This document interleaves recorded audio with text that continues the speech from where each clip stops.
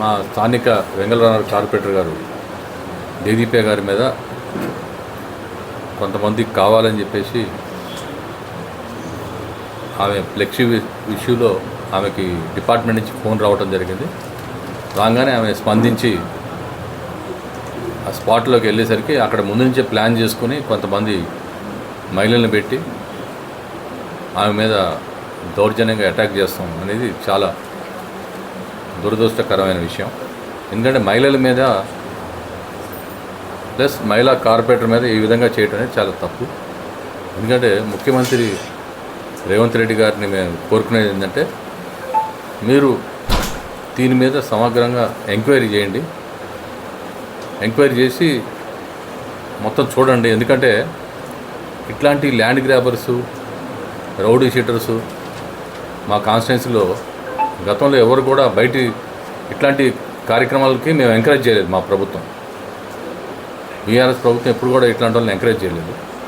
ఎక్కడికెక్కడ మేము 10 ఇయర్స్లో ఇట్లాంటి ఎప్పుడు కూడా మహిళల మీద కానీ కార్పొరేటర్ల మీద కానీ ఇట్లాంటి సంఘటనలు జరగలేదు. ఒక చిన్న సంఘటనలు జరిగినా కానీ ఇమీడియట్లీ మేము వాళ్ళని చర్య తీసుకోమని చెప్పడం జరిగింది. ఇట్లాంటి పని ఎవరు చేసినా కానీ ఇమీడియట్లీ వాళ్ళని రిమాండ్ పంపిస్తాం, జైలుకి పంపిస్తాం కూడా జరిగింది గతంలో. ఆ విధంగా ఉండాలి. కానీ మరి వాళ్ళ మొత్తం ఒక మహిళా కార్పొరేటర్ మీద ఈ విధంగా అటాక్ చేయడం తప్పు. నేను అనేది ఏంటంటే మీరు ఒక కార్పొరేటర్ కాదు, ఒక వార్డు మెంబర్ కూడా కాదు, మీరు ఇష్టం వచ్చినట్టు పెట్టుకున్నారు. దానికి ఎవరు ఏమనలేదు. 3 నెలలు అయిపోయింది. దానికి డిపార్ట్మెంట్ వాళ్ళే సమాధానం చెప్తారు. డిపార్ట్మెంట్ వాళ్ళకి లోకల్గా స్థానికంగా కార్పొరేటర్ డ్యూటీ అది. ప్రజలకు ఇబ్బంది కలగకుండా, ప్రజలకు ఏమన్నా ఇబ్బంది కలిగే పనులు ఉంటే పోయి మాట్లాడాలి, చేయాలనేది కార్పొరేటర్ డ్యూటీ అది. ఇది డిపార్ట్మెంటు కార్పొరేటర్కి సంబంధించిన ఇష్యూలో వీళ్ళు ఎందుకు ఇన్వాల్వ్ అవుతారు? వాళ్ళకి నిజంగా ఉండాలంటే మీరు కూడా పోయి కంప్లైంట్ ఇవ్వండి. మీరు పోయి మున్సిపల్ కమిషనర్ గారికి కంప్లైంట్ ఇవ్వండి, డిప్యూటీ కమిషనర్ కంప్లైంట్ ఇవ్వండి. అందుకని రాత్రిపూటలు కాపు కాసి ఒక మహిళా కార్పొరేటర్ మీద దౌర్జన్యం చేస్తాను అనేది గ్రేటర్ హైదరాబాదులో ఇట్లాంటి సంఘటన ఎక్కడ కూడా జరగలేదు. ఫస్ట్ టైం మరి మా జూబ్లీహిల్స్ కాన్స్టిట్యున్సీలో ఈ ఈసుగూడ చౌరస్ మీద జరుగుతుంది. చాలా దురదృష్టకరమైన విషయం. మేము ప్రభుత్వాన్ని ఒకటే అడుగుతున్నాం, ముఖ్యమంత్రి రేవంత్ రెడ్డి గారిని. ఏంటంటే ఈ విధంగా చేసుకుంటా పోతే మరి ఇక మహిళలకి రక్షణ లేకుండా పోతుంది. మహిళలు రేపు ఇంట్లోంచి బయట రావటమే భయపడతారు. ఎందుకంటే ఒక మహిళా కార్పొరేటర్కే రక్షణ లేదు, ఇంకా మాకేముంటుందని చెప్పేసి భయభ్రాంతులకు గురి చేశారు వీళ్ళు. దీని మీద డెఫినెట్గా చర్య తీసుకోవాలి. దీని వెనకాల ఎవరెవరు ఉన్నారో వాళ్ళందరూ కూడా అరెస్ట్ చేయాలని చెప్పేసి డిమాండ్ చేస్తున్నాము. ఎందుకంటే గతంలో మేము ఎప్పుడు కూడా ఈ జూబ్లీహిల్స్ కాన్స్టిట్యున్సీలో ఎప్పుడు ఇట్లాంటి సంఘటనలు జరగలేదు. ఎప్పుడైనా సరే రాజకీయాలంటే మేము ఎలక్షన్స్లో ఇప్పుడు కూడా ఎలక్షన్ వరకే ఏ ఇష్యూలున్నా కానీ ఎలక్షన్ తర్వాత మామూలుగా అభివృద్ధి సంక్షేమ పథకాలు అందినాయా లేదా, అభివృద్ధి జరిగిందా లేదా అనే దృష్టి మీద మేము 10 ఏళ్ళు పెట్టాము. కానీ కక్ష కట్టుకొని ఇట్లా ఈ విధంగా చేయడం అనేది తప్పది. మీకు దమ్ముంటే రేపు ఎలక్షన్స్ వస్తున్నాయి, కార్పొరేషన్ ఎలక్షన్స్ నుంచోండి, పార్లమెంట్ ఎలక్షన్స్ వస్తున్నాయి నుంచోండి, ప్రజల్లో ప్రజల ఆశీర్వాదం తీసుకుని గెలవండి. మేము కాదంటలేదు. మీకు ప్రజలు సపోర్టే లేదు.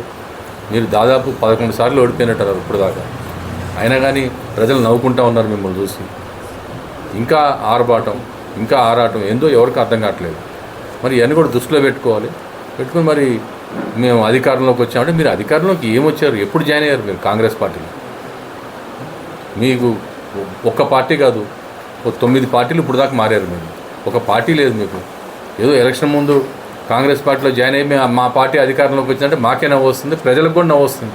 జూబ్లీహిల్స్ కాన్స్టిట్యున్సీలో అసలు కష్టపడిన వాళ్ళు పాపం కాంగ్రెస్ కార్యకర్తల నాయకులు పాపం 10 ఏళ్ల నుంచి ఎంతో కష్టపడి ఆ పార్టీని వాళ్ళ అధికారంలోకి వస్తే వాళ్ళని పక్కకు నెట్టేసి ఇట్లాంటి వాళ్ళందరూ బయలుదేరి మేము అధికారంలోకి వచ్చామని చెప్పడం అనేది చాలా, అది కూడా నన్ను ఇక్కడ ఓడించలేకపోయారు. నేను నన్ను ఓడించండి, మీరు వీళ్ళకి ఛాలెంజ్ చేశాను, నన్ను ఓడించండి, మీరు ఎమ్మెల్యే ఉంటే మీరు రండి మాట్లాడుకోండి అని చెప్పి. మేము ఎప్పుడు కూడా ఇట్లాంటి పనులు చేయలేదు. ఎలక్షన్ అంటే ఎలక్షన్ టైప్లోనే ఉన్నాం. కానీ ఎలక్షన్ అయిపోయింది, అంతా అయిపోయింది. ఇవాళ ఎంతో కామ్గా నడిచిపోతుంది అంతా.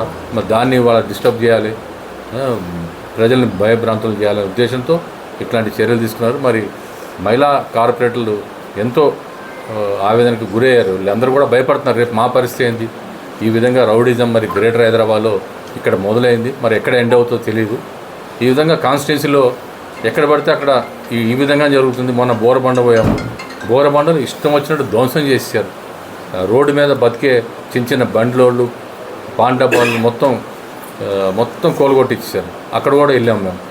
ఈ విధంగా మా కాన్స్టిట్యున్సీలో ఇట్లా దౌర్జన్యాలు జరుగుతాయనేది చాలా సహించలేని విషయం. దీని మీద డెఫినెట్గా మరి ముఖ్యమంత్రి గారికి మేము కూడా నా ఎమ్మెల్యే నేను జూబ్లీహిల్స్ కాన్స్టిట్యున్సీ తరఫున మొత్తం ఇవన్నీ కూడా నేను కూడా ఎంక్వైరీ చేయమని ముఖ్యమంత్రికి అడుగున నేను రిప్రజెంటేషన్ ఇవ్వబోతున్నాను. ఇచ్చి మరి ఇట్లాంటి సంఘటనలు జరగకుండా మరి హైదరాబాద్ మంచి ప్రశాంతమైన వాతావరణంలో ఉండాలి. ఇక్కడ కావాల్సింది ఇట్లాంటి సంఘటనలు ఏంటంటే ఎంతోమంది ఇక్కడ హైదరాబాద్ సిటీలో పెట్టుబడులు పెడతాకు వస్తారు. ఎంతోమంది డ్రింకింగ్ వాటర్ కావాలంటున్నారు, కరెంటు కావాలంటున్నారు. ఇవన్నీ కూడా మనం చూసుకుని హైదరాబాద్ అభివృద్ధికి మేము డెఫినెట్గా సపోర్ట్ చేస్తామని చెప్పాము, లోకల్ ఎమ్మెల్యేగా మేము అందరం కూడా.